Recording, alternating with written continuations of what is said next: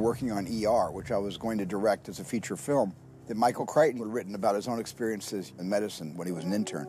And I asked him one day what he was doing next, what kind of book was he writing, and he said, all I can tell you, because all my books are secret, this book is about dinosaurs and DNA. And it changed my life because I immediately lost interest in ER as a movie and started pumping him for news about what this was all about.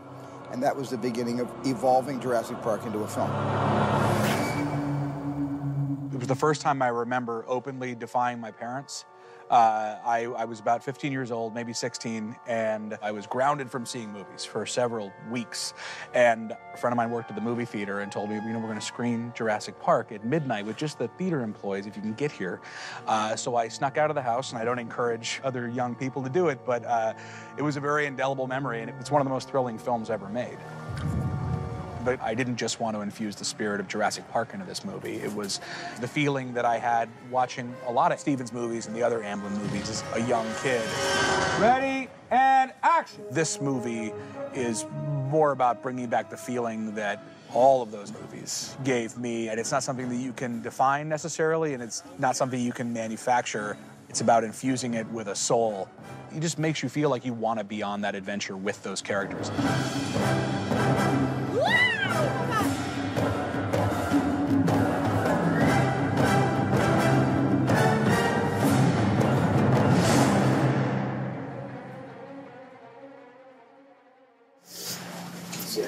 So we're going to go over here. We have a room set up with some art.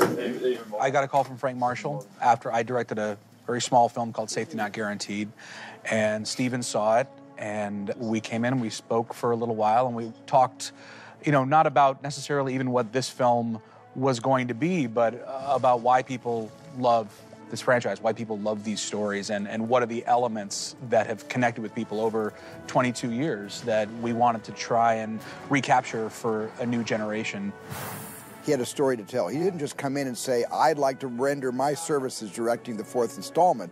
He came in with an actual story, and just on paper, even before there was a screenplay, his story worked.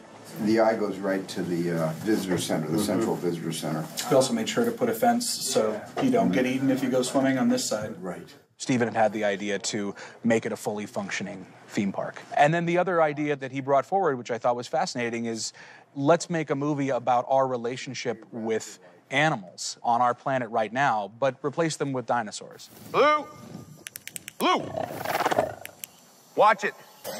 And what if humans and dinosaurs have been coexisting for a while and we get to go to the next level of that relationship?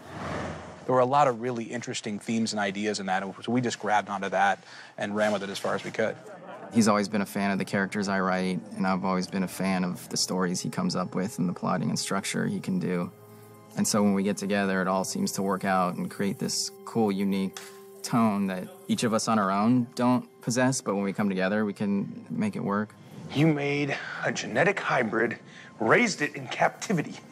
She does not even know what she is. She will kill everything that moves. They begin making hybrids of different dinosaurs, combining them in a way that they never naturally would have been combined, meaning it's a complete manifestation of the hubris of man. Indominus wasn't bred. She was designed. Anyone that knows the Jurassic Park franchise knows that this is not a good thing. But it's not just dinosaurs running around and something goes wrong. Colin and Derek put a real point of view into this one. You don't learn anything about these animals except what you want to know. You made them, and now you think you own them. Well, we do own them. We're sitting on a gold mine. Colin has opinions about corporations doing everything for money and pushing and pushing and pushing the envelope as far as you can. Did you close the deal? I did. Verizon Wireless presents the Indominus Rex. Oh, that's terrible to hear. I stay involved in the script, in the shaping of the story, and then if the director invites me into the process, I don't like to impose myself, but if the director invites me into the process, you know, and shows me the storyboards and the previs, which Colin did, I love that. My confidence was so high in what Colin was going to achieve. On a movie like this, especially with a director who's coming off a $750,000 movie, you would assume they would say, meet your cinematographer and meet your costume designer, and they didn't. I was able to choose my team. There's going to be a version where we go out in there with him, but we also want to do a version where we're behind the bars, and I think this is the behind the bars. So this can cover that? Yeah, absolutely. I think John Schwartzman has shot some of the more beautiful films that I've seen, and he got excited about it, and we came in right away, and we're going to shoot this thing on film, or we're going to shoot 65 out in the jungle, and so we got very excited just as film nerds, and he's got one of the best teams in the business, and it was extremely collaborative. And I brought in Daniel Orlandi, who actually had worked with Ron Howard on a lot of movies, and who Bryce knew very well. And Ed Verreau, he and I worked very, very closely in trying to design a world that's not sci-fi. It's not completely out there, a world of the future. And I think that the movie has a very distinct, not just a look, but the way that Jurassic World feels. It succeeds at my #1 goal of the movie, which is to have a kid either look at the website or see the film and say, no, you have to take me there. That's real, right? We're going.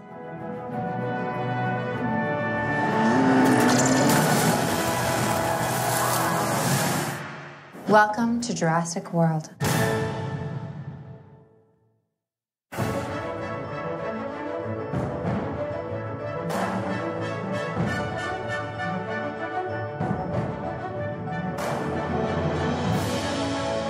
Well, I initially went about casting, I think in the same way Steven has gone about casting the other films in the franchise, which is I picked the best character actors available. But you're running, and then when you get right here, you see it, and we go boom, and it goes. We're doing the 3D. At that time, I wasn't aware that one of the great character actors that I chose was going to become a hugely successful movie star in the But he wasn't when you cast him? Not at all. No, I just cast a great actor. No, hold your fire. You put 12 amps in these animals, they're never going to trust me again.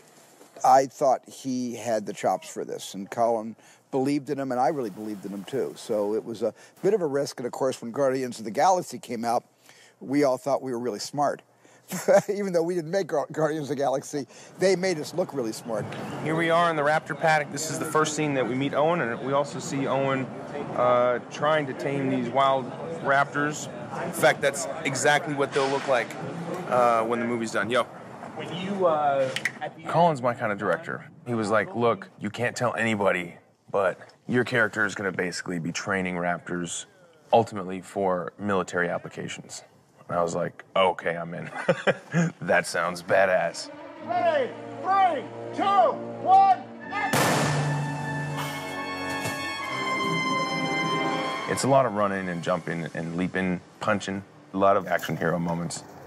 But for me, the biggest challenge is to not be goofy, because it's my natural instinct to be a goofball. And Ty gave me a nice big hug, because he's a sweet kid, and I was like, oh, Ty, you snapped his neck. And so before every take, I would have to do this little ritual to be like, don't turn into a dumbass halfway through this take. Where we have you in reacting to that, and then that whole roof is going to come down. And then you guys are going to come out this way as this Jeep smashes into this wall. Okay. Okay? No rehearsal, one take, right? Always. Yeah. 2 passes. Bryce Dallas Howard, I think, is one of the best actresses that we have. And she is absolutely gorgeous and incredible in the movie, and it was so exciting to work with her. The Indominus Rex, our first genetically modified hybrid, a new species built from scratch. So many great, important things come from technological advancements, but one can become myopic when one doesn't step back and look at the bigger picture. What are the greater implications of this? What are the moral implications of this? And that is what is happening right now at Jurassic World. And Claire is responsible for the park. The implant will shock it if it gets too close to a perimeter fence. To me, it's Claire's movie. She starts off pretty straight-laced, corporate, very uptight somewhat. It's all about meeting deadlines and margins and profits, and that's how she thinks. Evacuate the island. We'd never reopen. But she ends the movie in a different place where she started. And everyone, when I'm throwing, just a heads up, I wasn't hired for my throwing skills, so I don't want anyone to get clocked like in the eye. When I was running with the flare and my shirt was gone and my skirt was ripped up to here and I'm super sweaty and filthy, I was just like, man, Claire has come so far in a 24-hour period. She has just really grown. I'm just really proud of Claire. And you're sure there's nobody else who can fly a helicopter? We don't need anyone else. Irfan Khan, Omar Sy. Both of the boys, Ty Simpkins, Nick Robinson, these are all great actors. B.D. Wong came back from the first film to play his role again. And I found that all of these people just really wanted to be there.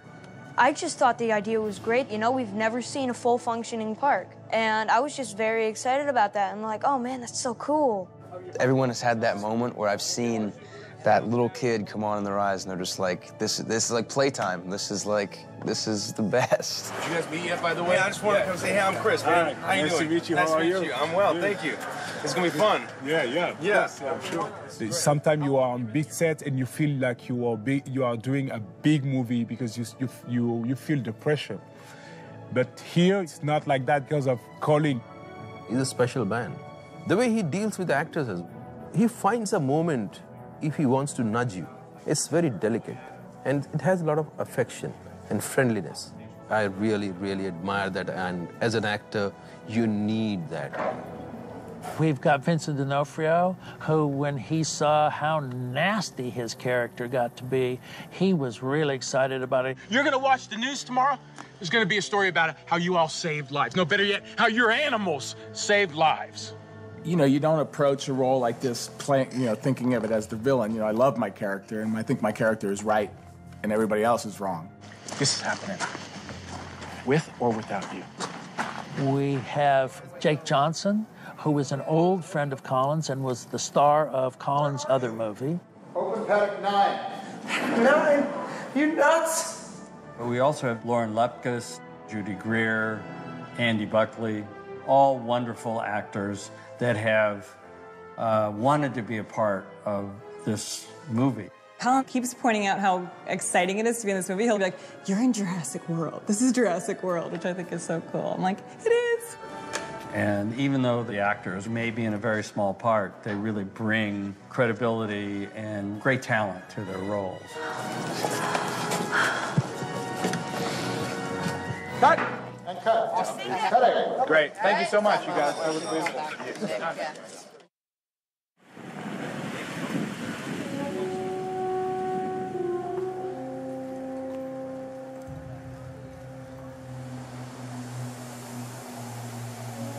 We knew we had to go to a green environment in order to do the jungle work. We thought about Costa Rica. It doesn't really have the same kind of infrastructure that other places have, and it made a lot more sense to go to Hawaii. Now, is there any way we can do it so we can see this side of him? Can he hug on this side so we can see it? Yeah, so if the camera's there... We started our first day at the Honolulu Zoo, and that was going to be the petting zoo. And so we did a few things. We added a few things. We put some flags and stuff up.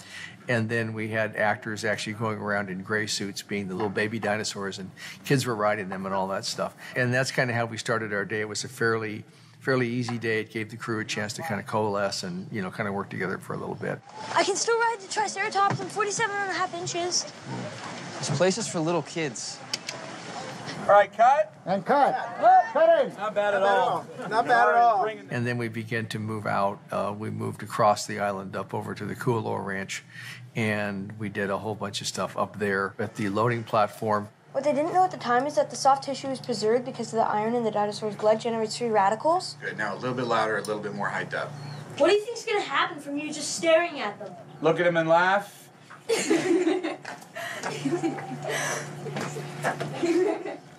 Cut. That's embarrassing. That's embarrassing. We had the gyrosphere loading platform, which we built out in Hawaii, and then this gyrosphere, which we didn't shoot that on a soundstage. We had these kids out in this thing, traveling around through the jungle, and that stuff to me feels completely real.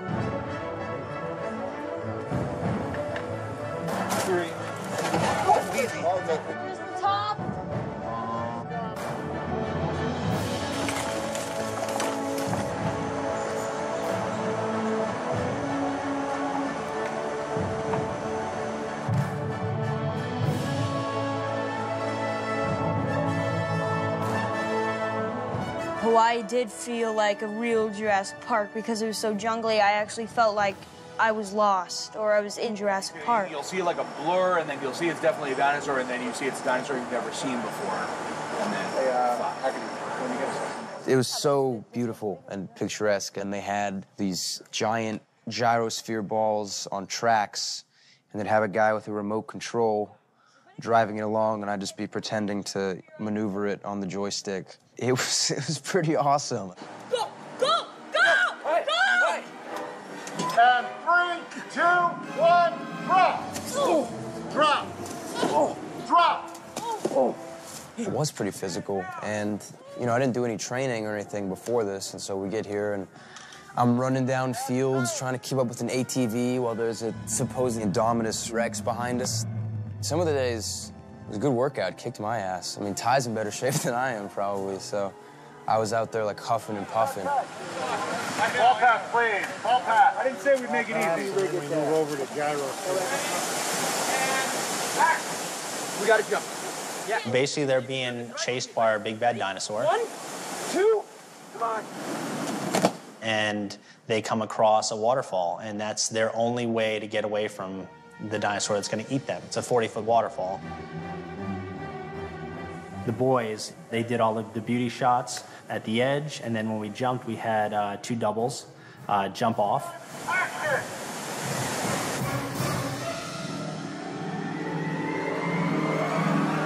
We saw them go down in the water, and then we go back down below and have the boys go underneath the water and pop up like they did the jump themselves.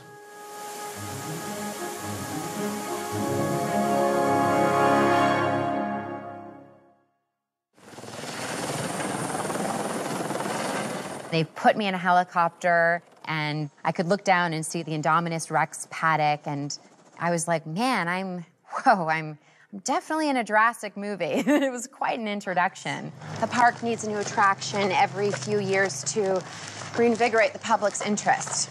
The paddock, the idea was that way up country, away from prying eyes, they had built this large containment for this new asset that was not just a dinosaur, it was something else.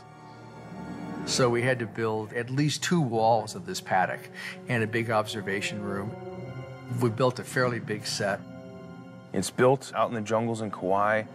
We're talking 90-foot walls, maybe 150 yards wide, 2 stories. All the greens were brought in. I mean, it was amazing. Dinosaur. Right, cut. According to my watch, I just ran 65 miles an hour. Oh. That's cheetah speed. Oh, sorry, my watch actually isn't capable of telling that. Sorry. It's an estimate. Chris Pratt's going to give this message here. All right, listen. Cars, they fall from the sky sometimes. Right, thanks, Chris. Okay, here we go, guys.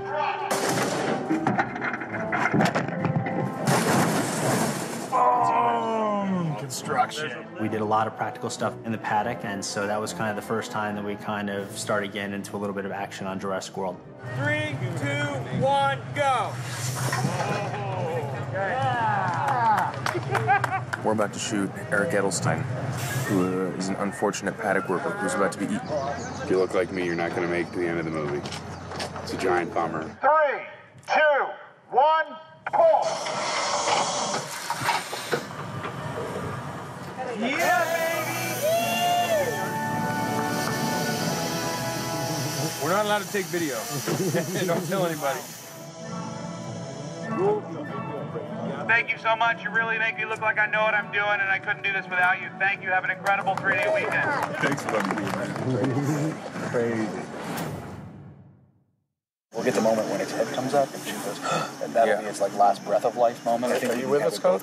Yeah, absolutely. Colin said we need to have a working animatronic in this movie because that's how this series of movies was built. What I wanted to do is use animatronics in a moment of intimacy. And we had a scene where they were going to come upon this fallen apatosaurus who was going to die. And so John Rosengrant and the guys from Legacy all came in with this extraordinary creature that they'd created.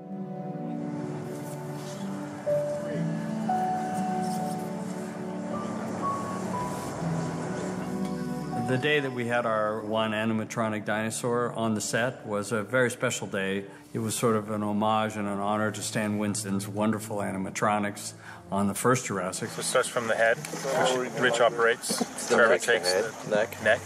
And I do the breathing operation. Different bladders in the throat and mouth. That's great. The exhale as she falls is beautiful. Did you hear that, Jason? Your exhale when she was falling was great. Hey, only take 3. And action. There's a very emotional scene where this thing is dying in my arms. And so it was really helpful to be holding something real that looks so real and is so beautiful. As puppeteers, it's making these things live and perform. It's bringing a character to life. Unfortunately, in this case, it's bringing one to its death. But in doing that, it's telling a story. There's something almost spiritual in that scene. As the life leaves this animal, you don't feel like it's a robot ceasing to be operated. You feel like the spirit and the soul of this creature is going up into the sky, and that's a testament to those guys. I mean, that was unbelievable. Okay, she's starting to go. Not too much life left. She's going. 1, 2, 3, 6. She's gone.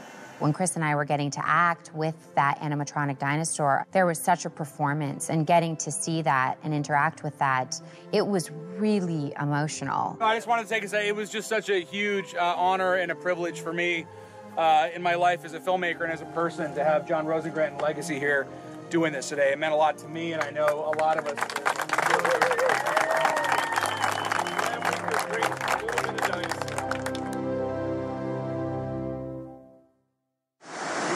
Footprints, right? So you just move right in, right when he's done talking to you there, and you meet him. Okay, let's try it again. We shot in Oahu and Kauai, and then we moved to New Orleans. It was about 50% Hawaii, 50% Louisiana. One of the interesting things about being here in New Orleans is we're able to take advantage of not only the exteriors, but all of these great sets that we built here at the Big Easy Studios, which is on the NASA campus. We had 6 stages here that we had sets in. So we had the visitor center, and then we had connected to the visitor center is the genetics lab. So and this was all part of the Jurassic World experience. We also had the old visitor center and the control room, which is where a lot of the movie takes place. Let me be as clear as I can. No velociraptors are going to be set loose on this island. Yeah, you're out of your mind. We were just shooting in control room, and so much is going on, and it's big. All the computers, all the gadgets to control things, and then there's so many sections of the screen where you can see what's happening where in every corner of the park. Send a team of rangers out there, bring them in. Security, we need a search and rescue in the valley. The control room is a place where you can really knit everything together. And so by the time we got there, we knew the movie, and we knew what we'd shot, and if there were things that we had to tweak to make sure that everything made sense, we could. She goes like, I'm coming to you, call a helicopter. I already did. Just get here now. It's on the way, just get here now. Yeah. We didn't do any reshoots on this movie. And I think the control room is what allowed us to cover all of the bases that a lot of people usually have to cover in reshoots, which is, this didn't work out the way we thought it was going to work out. Let's go fix that. There was nothing that we couldn't fix in that control room. Her tracking implant, she clawed it out. How would it know to do that? She remembered where they put it in. We not only did a lot of interior sets, but we were able to build some of our sets outside. We have the Raptor Arena, which we built. We had always been talking nebulously about the scene where Owen trains the raptors. I'm like, how do you train a raptor? Like, what does that look like? Where are you? What building are you in? And so I had to kind of describe what it looked like, and I said it had this crisscross catwalk that's so many feet up above the ground, and it's, enclosed. And then I show up, and it's exactly how I described it.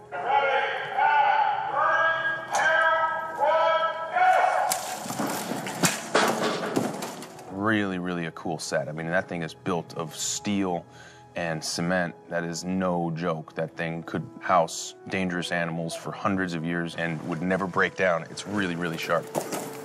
And then we took over the abandoned Six Flags theme park. It was under 6 feet of water as a result of Hurricane Katrina. And so they let the park go, and it just sits there completely unused. But it happens to have a parking lot that's about the size of 10 football fields. So we went and built certainly the biggest set that I've ever built that just goes on and on and on.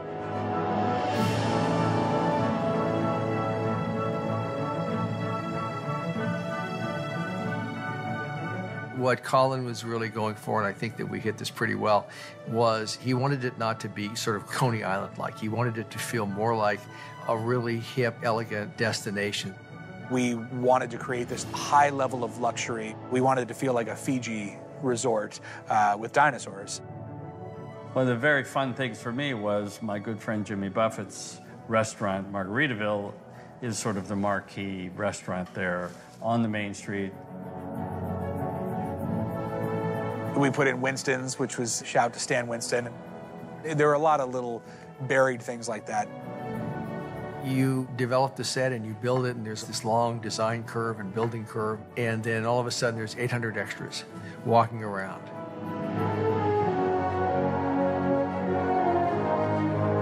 The most we ever had was 1,000, but we dressed several thousand because they, every day we had new people. They wanted new people all the time. Please keep it quiet so that the crew can continue to work. We are rehearsing inside. Thank you very much. And the first big day that we had 1,000 extras, I think we got to work at 3 a.m. and started dressing extras. We'd pre-fit a lot of them. We had pre-fit the uniforms, but we had a lot of people coming in that day. And I like to, when an extra comes in, you look at them and say, okay, what is your character? So it's kind of fun. It's like you give every extra their 15 minutes of attention to get them dressed and figure out their character. You look good. Thank you. You're done. Nothing else? No. All right. The performances of these extras were incredible. I mean, they were truly horrified, and there was nothing in the sky. In Titanic, when they were trying to break open that door and everyone was just, that's what we're going for.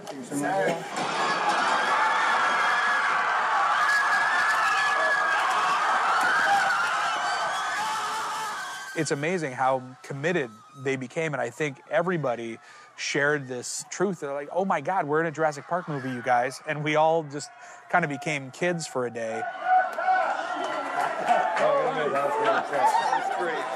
And I haven't made enough of these movies to not be really enthusiastic all the time. So when you get me on a set with 1,000 people who are all running from, flying dinosaurs, there's an infectious energy to that. And cut it!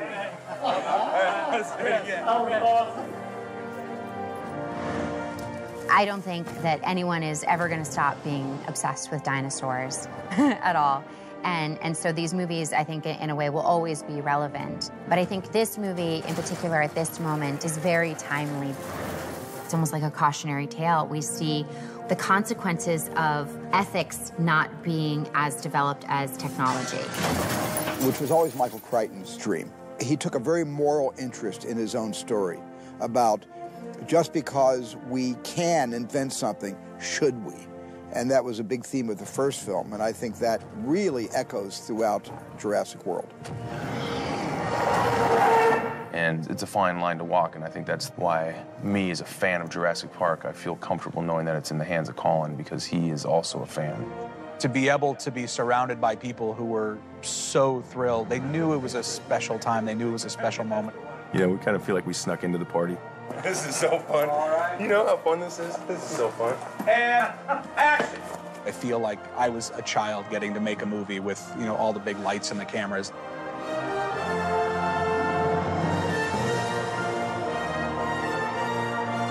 And that spirit that we had on set, I think, is infused into the movie, and I think you feel it when you watch it.